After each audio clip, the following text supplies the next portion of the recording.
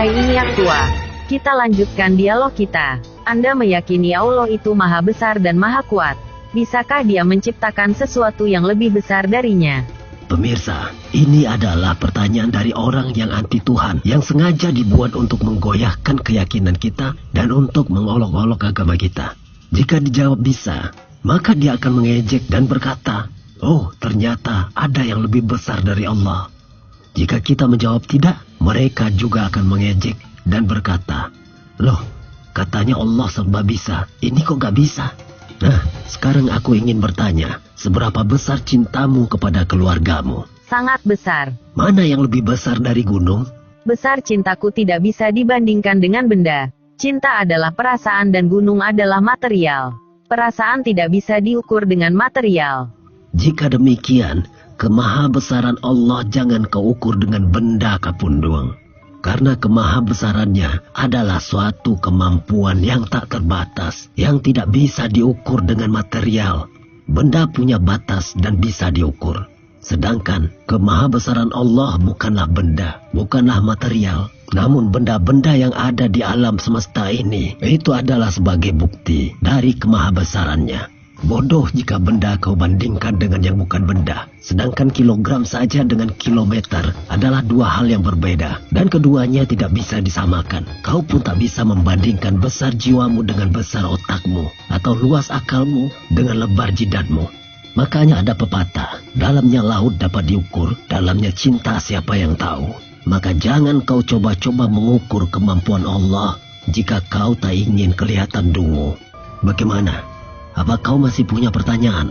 Jika Tuhan Maha Penyayang, kenapa Dia menciptakan neraka dan menyiksa manusia? Oh begitu. Seandainya ada seorang penjahat yang mencuri uangmu, emasmu, mobilmu, bahkan melarikan anak perempuanmu, kemudian membajak nomor rekeningmu, bagaimana? Aku menanyakan kenapa Tuhan menciptakan neraka.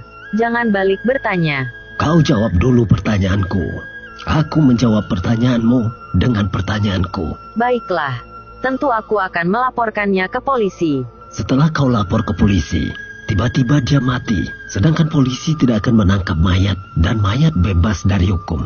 Kau mau mengadu sama siapa? Dan siapa yang akan mengganti kerugianmu? Ya bagaimana lagi? Kau kehilangan harta, dia juga menodai anak perempuanmu. Andai kau bertemu dengannya dalam keadaan hidup, bagaimana? Aku akan membunuhnya. Kau tak perlu repot-repot, karena Allah sudah sediakan azab sebagai bentuk keadilan. Bukankah adil Allah menciptakan neraka? Tahukah kamu kakek tua? Dialog tentang Tuhan biasanya akan menimbulkan kontroversi dan perbedaan pendapat. Mau kontroversi atau kontro tak pakai versi? Emang gue pikirin?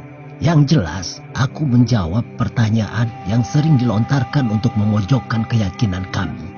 Selagi sudut pandang itu mempunyai banyak kategori, maka perbedaan sudut pandang adalah sesuatu yang lumrah. Jika orang sependapat denganku, aku tak rugi.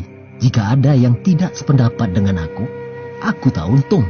Jika ada yang menolak, itu hak mereka.